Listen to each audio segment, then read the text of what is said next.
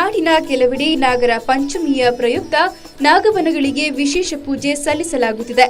ನಾಗರ ಪಂಚಮಿಯಂದು ನಾಗದೇವತೆಗಳಿಗೆ ವಿಶೇಷ ಪೂಜೆ ಸಲ್ಲಿಸಿ ತಮ್ಮ ಕಷ್ಟ ಕಾರ್ಪಣ್ಯಗಳ ನಿವಾರಣೆ ಹಾಗೂ ತಮ್ಮ ಪತಿಯರಿಗೆ ಆರೋಗ್ಯ ಆಯುಷ್ಯವನ್ನ ನೀಡುವಂತೆ ಮಹಿಳೆಯರು ಬೇಡಿಕೊಳ್ಳುತ್ತಾರೆ.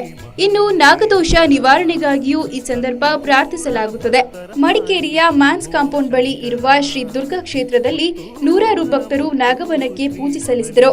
ನಾಗದೇವತೆಗೆ ನೈವೇದ್ಯವನ್ನಿರಿಸಿ ಇಷ್ಟಾರ್ಥ ಸಿದ್ಧಿಗಾಗಿ ಪ್ರಾರ್ಥನೆ ಮಾಡಿದರು.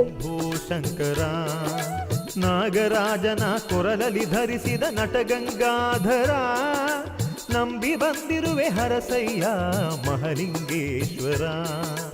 ನಾಗರಾಜನ ಕೊರಲಲ್ಲಿ ಧರಿಸಿದ ನಟಗಂಗಾಧರ, ನಂಬಿ ಬಂದಿರುವೆ ಹರಸಯ್ಯ.